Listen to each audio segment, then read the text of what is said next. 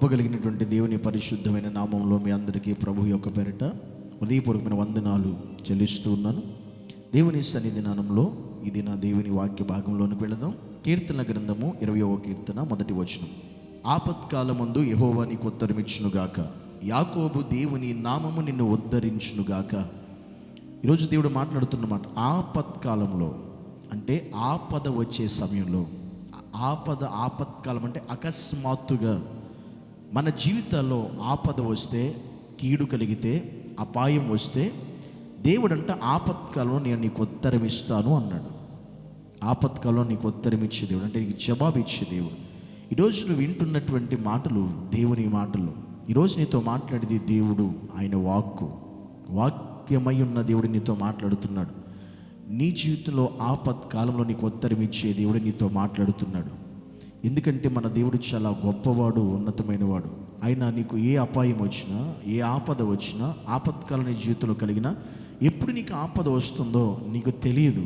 కానీ నీకు అపాయం వస్తుంది అనగానే, ఆపద కలుగుతుంది అనగానే కరెక్ట్గా సరైన టైంలో దేవుడు నిన్ను ఆదుకుంటాడు, నీకు ఉత్తరం ఇస్తాడు, నీకు జవాబు ఇస్తాడు, నిన్ను వెంటనే ఆయన తప్పిస్తాడు, కాపాడతాడు. ఎందుకంటే దేవుని నమ్మిన భక్తులను అనేక సందర్భాల్లో దేవుడు తప్పించాడు. ఈ కీర్తన రాసిన దావీదు జీవితంలో కూడా, దావీదు జీవితంలో అనేకమైన ఆపదలు, అనేకమైన ఆపత్కాలాలు, పరిస్థితులు అనేకమైన వచ్చి, ఒకటి కాదు రెండు కాదు, అనేకమైనవి తన జీవితంలో వచ్చాయి.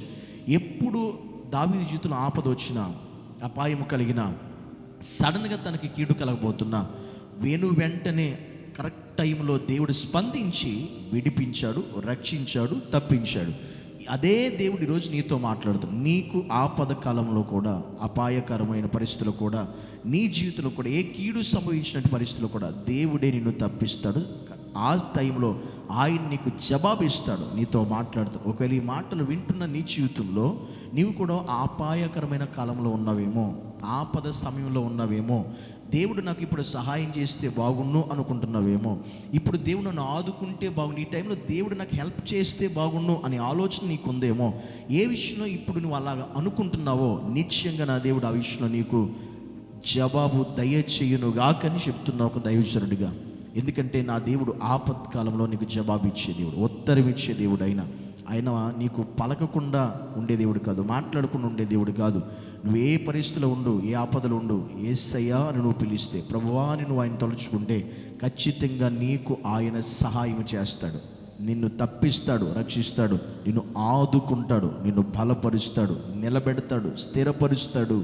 అంత గొప్ప దేవుడు మనకున్నాడు. ఈరోజు నువ్వు భయపడని అవసరం లేదు.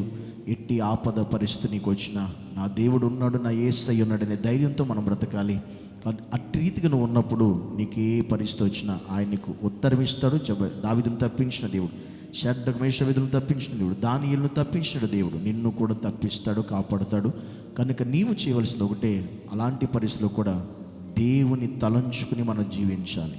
దేవుని ఆలోచనలతో మనం బ్రతకగలిగితే చాలు. దేవుడు ఆ రీతిగా నిన్ను కూడా తప్పించి, సంరక్షించి, కాపాడి నీకు ఉత్తరం ఇచ్చునుగాక. ఆమేన్. పరమ తండ్రి యేసయ్య నీకు వందనాలు, స్తోత్రాలు.